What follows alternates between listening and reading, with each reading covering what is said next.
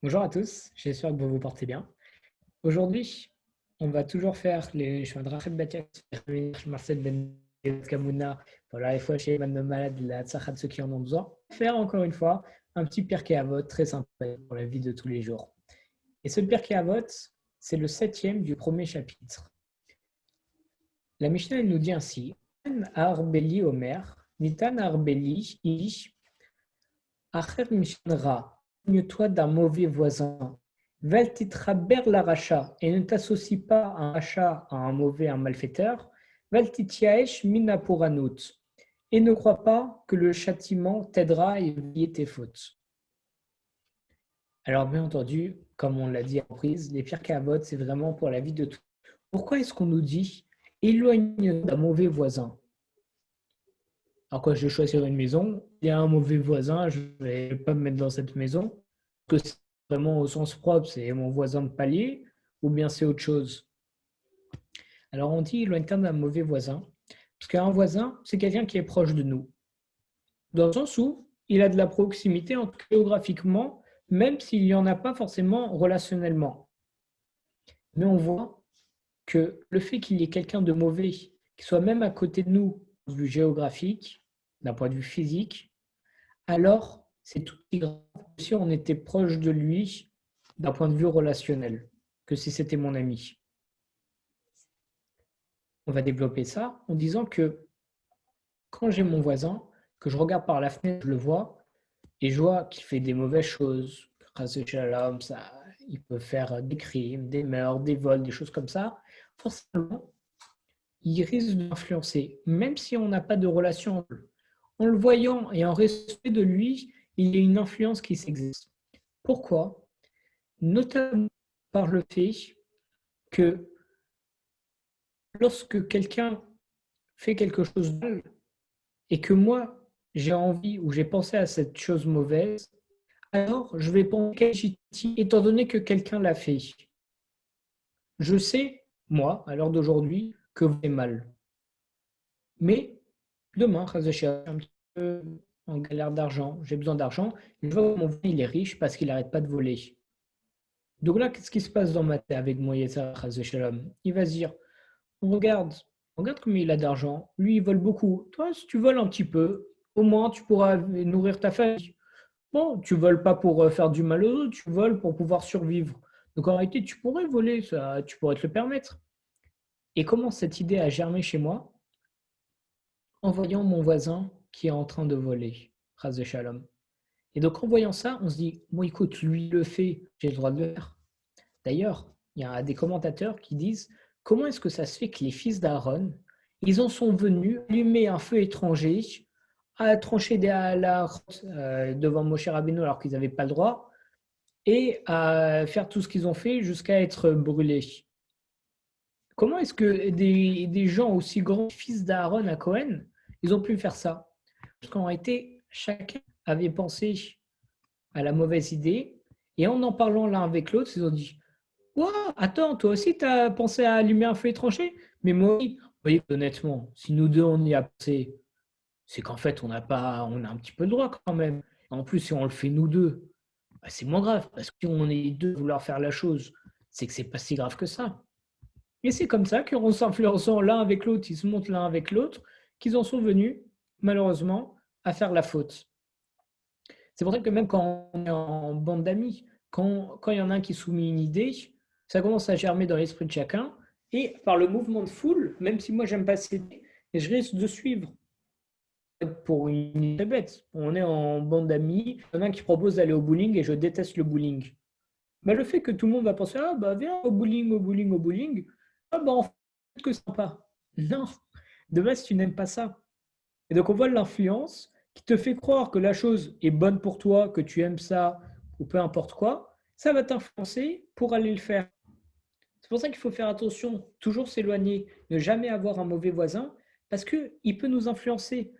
Et même si on n'a pas de relation, en le voyant, en le côtoyant, il peut avoir une influence, Ras Shalom. Et ça peut être très grave et ça peut emmener à des choses très graves. Et le niveau au-dessus, il est dans la suite du Pirkei Avot, il nous dit Achek mishachen ra, ne t'associe pas excusez-moi, Vel titrar la racha. Ne t'associe pas à un malfaiteur rachat. Même si c'est pour une affaire, je dis n'importe quoi, prends pour l'affaire, pour les affaires. Même si c'est une affaire très clean, très légale, très licite, ne t'associe pas avec le rachat, avec le malfaiteur. Parce que même si là c'est très licite, dans son esprit, il voit les choses tordues. Donc forcément, à un moment, il y a quelque chose qui va faire tordu, qui va commencer à faire dériver Shalom et il va t'emmener avec lui. Et en même temps, si tu t'associes avec lui, alors tu vas venir le côtoyer, etc. Et on revient encore dans l'idée de l'influence. Il va, Chaz Shalom, m'influencer. C'est pour ça qu'il faut jamais s'influencer un malfaiteur. Même si ça peut donner beaucoup d'argent, même si l'affaire elle est totalement légale, à un moment, Chaz Shalom, ça ne va pas aller. Et qu'est-ce qu'on nous dit à la fin? Valtitiaesh minaporanut. Et ne crois pas que le châtiment va t'aider.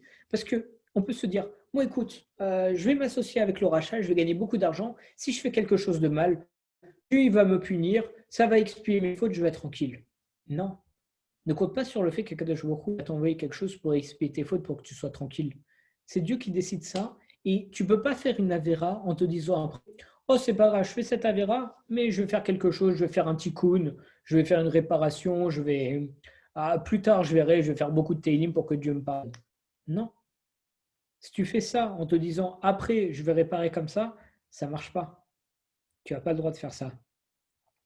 D'ailleurs, c'est Akadosh Baruch Hu qui décide comment on va être réparé, par quoi, comment, si on peut être réparé, étant donné qu'on voit dans une autre Mishnah de Pirkei Avot qu'on connaît ni le salaire d'une mitzvah ni d'une avéra. C'est pour ça qu'il faut faire toutes les mitzvot, faire attention à toutes les avérotes, mais plus petites, parce qu'on ne connaît pas le salaire. D'ailleurs, à mon avis, le salaire, il dépend et il varie selon chaque personne. Parce qu'un pauvre, quand il va donner la tzedaka, à mon avis, je dis à mon avis parce qu'on ne connaît pas les plans d'Akadosh Baruch Hu, sa tzedaka va être infiniment de fois plus forte que la mienne, qui suis quelqu'un au Hachem de normal, qui donne la tzedaka. Parce que lui, ça va être un beaucoup plus grand effort. Donc là, c'est d'un point de vue matériel, mais en plus de ça, si après on voit d'un point de vue spirituel, moi j'ai la chance d'étudier un petit peu. Donc quand je vais faire une ordre de Gemara, c'est sûr que ça ne va pas équivaloir à, à une personne pas du tout religieuse qui va se poser, qui va prendre la tête pour faire une ordre de Gemara, même s'il fait 10 minutes. Il y a de grandes chances que 10 minutes valent beaucoup plus que mes 1 heure et que même 10 minutes à lui sont capables de le monde futur. Parce que ce n'est pas son derrière, ce n'est pas sa façon d'être normalement. Et de ce fait, il a une récompense infinie. Et donc, pour aller malheureusement dans le négatif, étant donné que c'est ça dans le Pirkei Avot, il ne faut pas se dire je vais faire telle avéra, de toute façon c'est pas grave, Dieu va m'envoyer il va m'envoyer une réparation, une petite galère, comme ça va réparer tout. Non, parce que tu ne connais pas l'ampleur de la faute que tu fais. D'ailleurs, imaginez la déception. Rabbi Nachman de Breslev, il nous dit lorsque tu as une épreuve, c'est que forcément tu as les capacités de surmonter, parce qu'Akadosh Baruch Hu, il n'envoie pas d'épreuve à quelqu'un qui ne peut pas la surmonter. Donc imaginez la déception d'Akadosh Baruch Hu, quand il te demande de faire quelque chose, il sait que tu en es capable, mais que toi tu te laisses avoir par ton Yetzer Hara, tu te laisses embarquer et tu fais Chas Shalom la faute. C'est une grande déception. En plus de ça, Akadosh Baruch Hu, c'est notre... Imaginez, notre père, il pose une tablette de chocolat sur la table et il dit, je sais que, regarde, il pose un gâteau d'anniversaire dans le frigidaire, il dit, ça c'est pour l'anniversaire de ma fille ce soir. Je sais que mon fils est très gourmand, mais je sais qu'il va pouvoir ne pas y toucher, étant donné qu'il sait que c'est pour l'anniversaire de sa sœur. Imaginez la déception qu'il va avoir s'il voit que son fils a mangé le gâteau. C'est une grande déception. Il a les capacités et ça a des conséquences assez graves. Le petit garçon, il se rend compte, il dit ah, tu as mangé le gâteau, je suis content.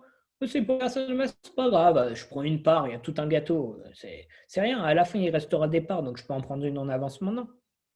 Non, on ne se rend pas compte. Et le Yetzer Hara, il nous donne des choses pour croire qu'en réalité, on a le droit, mais pas du tout. C'est pour ça qu'il ne faut jamais se faire embourber, qu'il ne faut jamais se mettre près d'un mauvais voisin, Chas Shalom, ni s'associer à un malfaiteur, même si c'est pour des choses qui allaient toute droite, parce que ça va forcément tourner. Et il ne faut jamais penser et se dire, c'est pas grave, Dieu il va m'envoyer une capara, parce qu'on ne sait pas ce qui va se passer. Et si ça se trouve, Chas Shalom, ça nous poursuivra jusqu'à notre jugement dans le Gan Eden, et Chazé Shalom de Shalom Kakadosh Baruch Hu, à cause de cette erreur dont on n'a pas mesuré l'ampleur, parce qu'on ne peut pas la mesurer, décide de nous renvoyer sur Terre. Sur ce, les amis, en espérant qu'on ait toujours le srout d'être accompagné que de bonnes personnes, de toujours avoir de bonnes influences, que nous on influence les autres, que ce ne soit pas les autres qui nous influencent, et qu'on puisse toujours augmenter. Chazak Baruch tout le monde.